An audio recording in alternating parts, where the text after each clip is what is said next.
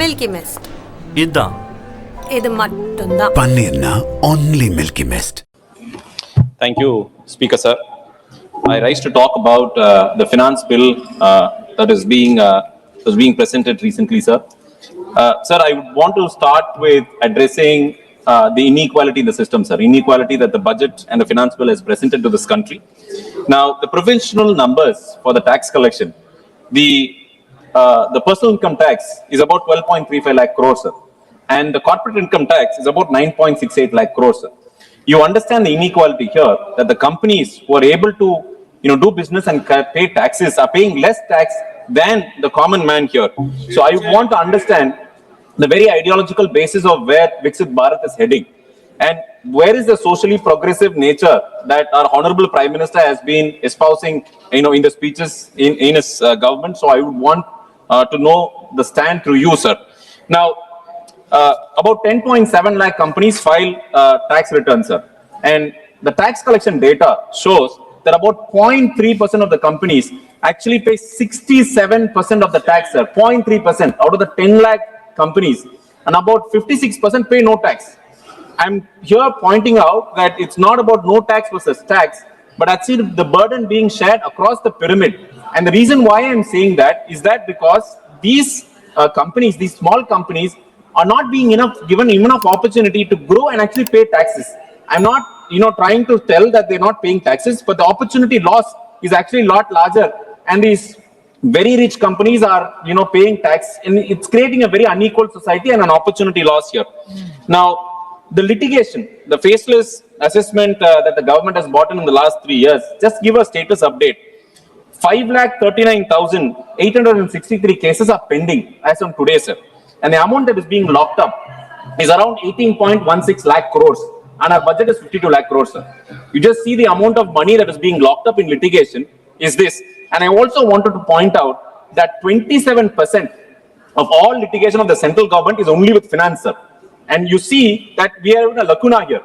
On one side, we want to collect taxes. On the other side, we have 27% of litigation which is being conducted by the finance department. Now, let's just put it into an opportunity cost, sir. You take 7% of 18.16 lakh crore, it is approximately 1.27 lakh crore. And to maintain this 1.27 lakh crore, the government spends up to 50 crore of litigation cost per year for the finance department. Now, if you do a opportunity loss ratio analysis for us, so for every 1 rupee that the government spends in protecting that investment or the demand for 18.16 lakh crore, it is 1.27 lakh crore that the private investors or customers have to bear year after year, sir. It's not 1 year. So the impact of 1 rupee that the government spending on litigation is 2,500 times onto the economy, sir. So the finance bill doesn't address this particular inequality. Now the vacancy is about 36% or in the tax department, sir, of direct taxes. Now I also want to point out, since sir is here, Jashankar sir is here, he's also from my place at Trichy. Madam is also from Trichy. I will also be very happy if they start the recruitment from Mussoorie and Trichy constituency, sir. We will offer the biggest job mela and the candidates so that they can fill the 36% and do better collection, sir. Now, I'll also want to point out this direct tax is actually costly to comply, sir. These numbers tell you that it is very costly to comply, and it's very cost efficient to have alternate avenues. The government intention to collect tax is actually being defeated because of this convoluted idea of direct taxes in this finance bill. Let's move on to GST, sir. Everybody's favorite topic here, GST. We want to know what GST is because it impacts our everyday, life and items. Now, the government went ahead with a rate cut, assuming that it is going to give a buoyancy to the economy, expecting that the money is going to come back, in rotation and to help, the economy grow. Now, RBI's consumer confidence survey actually said no expenditure buoyancy after the tax cut of GST. You know why, sir? It is not because tax cut was effective. It was effective. But the government assumption that the money is going to come back into spending did not happen because our citizens thought that there is a lot of uncertainty ahead of time. So the buoyancy didn't happen, and the share of wallet, the money that was being rotated, actually decreased from 58% to 54%, sir. So the impact of Madam's choice to reduce the GST is actually not helping us here also. And this GST reduction has actually impacted states' revenues also, because states, take revenue from GST collection. And this unilateral decision to take GST and not to compensate states is actually hurting them economically also, because most of the work of the people is actually being done by the state government, where the money, certain amount of money, say about 34% approximately, comes from the central government for Tamil Nadu, sir. Now, there's also this inverted duty structure issue, where specifically for agriculture, the tractor machineries are at 18% today, sir, whereas the finished goods is at 5%. So the farmer has to actually bear more taxes and not be able to pass that benefit to the customer. So this budget has something called as new schemes, sir. They had allocated up to 1 lakh crore, asking this parliament to pass that bill for new schemes. The parliament has not been told of what schemes. Of course, it might be a contingency fund, but it can be told as a contingency fund. The parliament has approved close to 1 lakh crore for new schemes. So through you, sir, I want to ask madam to give us more clarity on what those funds will be spent for. Now, debt, sir. Now, debt, about 56% of our GDP is debt. Now, I mean, it's okay to have debt as long as the economy is growing, as long as you're able to service debt, as long as the tax collection is increasing. We're all for, sustainable debt. But I also want to point out that certain, areas of the budget, such as the railways, are taking indirect debt in lieu of leases. You see, close to 25% of railways budget has been allocated for lease servicing. So rather than taking debt upfront, they're going to take lease, which is going to provide for future cash flow problems. So I want this house's attention to come that lease is another form of debt, which is actually not shown in books, sir. It is not good for the growth. Now, I also want to point out, every state has been fixed a limit for borrowing. It's a good thing, because you don't want, undue borrowing, which can hurt finances. Now, this house has passed a fiscal responsibility bill, sir, FRBM bill, which is being passed about 5 years ago, and still the union government is failing to follow, but is asking states to follow a fiscal discipline. So I think the union government has no locus standi if they don't follow the FRBM bill, and through you, sir, I want them to follow the FRBM bill so that more money is passed to the states and we can still do a better job. Now, FTAs, the government has been going on about FTAs, free trade agreements. I also want the House to know what is the status of the free trade agreements. We must know if the free trade agreements, helps us in terms of giving us the revenues, investments, job opportunities, assets. Now, India's trade volume has increased, but you also should note, so is the trade deficit, the amount that we have to, pay others for the FTA. So I would point out 4 FTAs, sir. The ASEAN Treaty, which is in 2010, had a trade deficit of 35 billion as on today, sir. The UAE, which was signed in 2022, has a trade deficit of $26.7 billion. The Japan in 2011 has a trade deficit of 10.8. South Korea in 2010 is a trade deficit of 14.72 billion. Now, trade deficit is an ongoing account, sir. You can keep, rolling on the account to the next year, and we must ensure that our balance is better than to pay us. So what this has helped us, what this FTA has helped us, is to increase the trade, but it's also increase our debt levels vis-a-vis the dollar amount. And that's why you see the pressure on the rupee year after year. Now, what this tells us is the contributing states, the southern states, I would take TN, for example, Tamil Nadu, for example, as not only has to work for the union government, but to Vietnam and China also because of this trade deficit. So we have to pay for the dollar and work here in India. Now, out of all this, the free trade agreement has led us to a point where the rupee is actually working for the dollar, not the other way around. So we're actually working for the dollar to increase, and our rupee is actually being continuously devalued. Now, another favorite topic of the treasury benches, the PLI. You have, let me take a specific production link incentive schemes on electronics.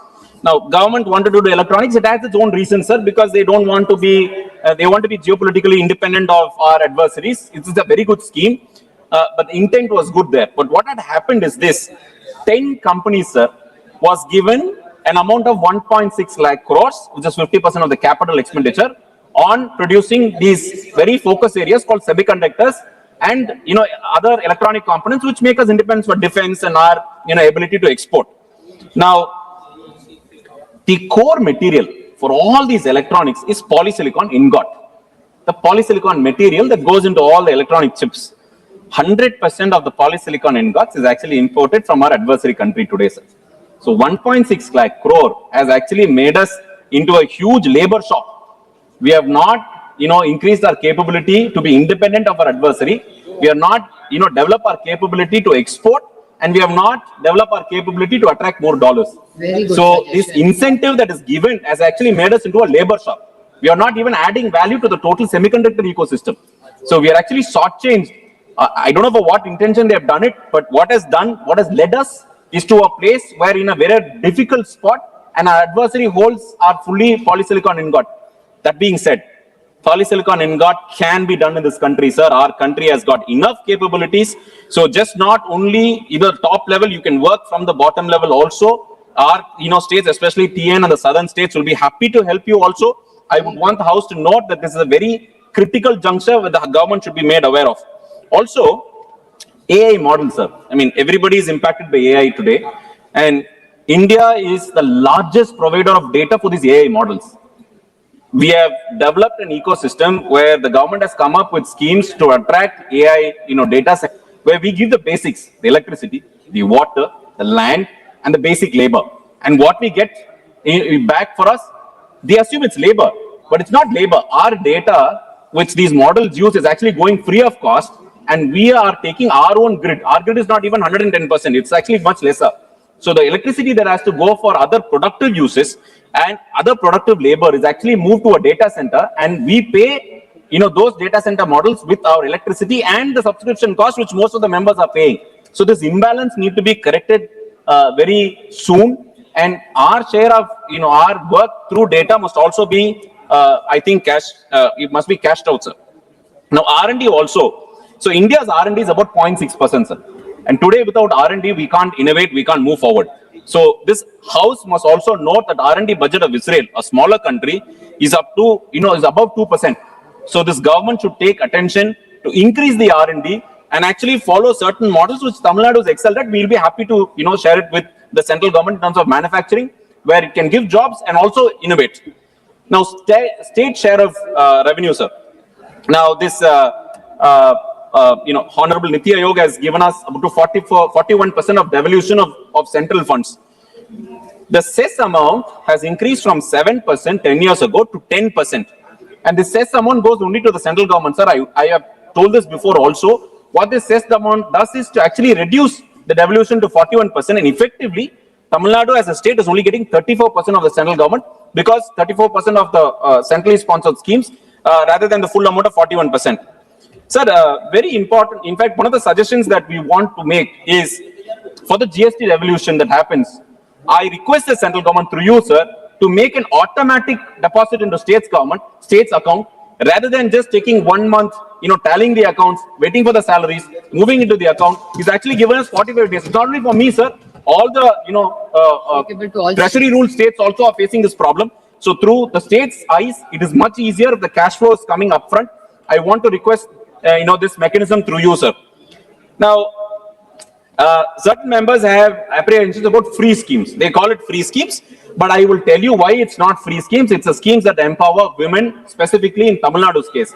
I want to present Tamil Nadu's case not to showcase that we're doing really well, which we are, but I want to showcase so that other states can actually learn from us and actually improve the national average. Now, women-centric schemes. There's the bus transport scheme for women, sir, which actually, helps women in the domestic area to move around here without any cost. There's also the scheme for students, girl students and boy students to get into college. There's 1,000 rupee scheme. There's also a laptop scheme that's given. There's always the non-Mudalvan scheme, which actually enables students to, go into competitive exams in the country and, serve the public. And there's also the scheme where all government school students who have passed NEET, in spite of the inequality, are being given full fees from the government.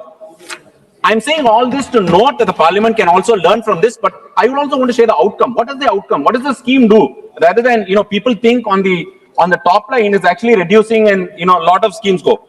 The outcomes are this, sir, that the rural regional banks all over the country, Tamil Nadu's regional rural banks have the lowest NPA, sir, because this money goes into serving the agriculture loan and student loans, and they're able to keep the RRBs, NPAs in check.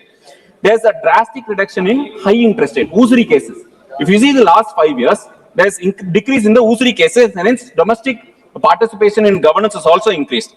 Now, there's also a higher than 40% female participation, labor participation rates are highest in the country, even in labor. So you can assume that, they have got the schemes from the government and they can stay idle at home. No, they are actually contributing the economy because their problems are being sorted out from the government. They are contributing to the government's growth. Now, GDP growth, which is announced by the central government, Tamil Nadu is what at 11%. We're still doing faster, 11.3% in fact. Inside Mandrega, again a favorite topic of the people here, I would just want to point only one data point, sir. In Tamil Nadu, Mandrega, for every 100 rupees, the RBI through the NSSO has said that the social return on investment is for every 100 rupees that is being spent by the central government, it gives back 148 rupees in terms of labor savings, in terms of asset creation, and in terms of social equality also. So I want the House to note that Mandrega is actually creating wealth, and you can follow Tamil Nadu's model in terms of creating this SROI, sir. Sir, I'm finishing, sir. Only 2 more minutes, sir. Now, the point is, the GDP data has 3 classifications, sir, of data measurement. There's a primary, which is agri and mining. The secondary, which is construction and manufacturing, and there's tertiary, which is trade and finance. Now, the value addition, for 1 rupee of value addition that the farmer does, he gets about 18%, sir. And the manufacturing gets about 25%. The trade, tertiary gets 56%, sir. And the government spends maximum on the 18%. You understand that the government's ROI on spending on the primary infrastructure is only at 18%, but the maximum value is taken by somebody else. So I want the government's attention to happen that the balance on where you're allocating the budget needs to be readdressed so that farmer gets more money and your return on investment is also good enough. Now, I also want to conclude, sir, is that in Tamil culture, sir will also join me, in Tamil culture, sir, Tamil culture has never been one from the outside, sir. In fact, those who ever co-opted with Tamil Nadu has actually grown with Tamil Nadu in terms of historical places. So I'll also want to tell the union government that you co-opt with us, you work with us, we will contribute more than you can imagine for the government's growth, sir. And I also want to finish with this, for the nation's growth, sir. Tamil Nadu போராடும், Tamil Nadu வெல்லும். நன்றி, வணக்கம். நன்றி, Milky Mist. இதான் இது மட்டும்தான். பன்னீர்னா only Milky Mist. Minnambalam.com தமிழின் முதல் மொபைல் பத்திரிகை.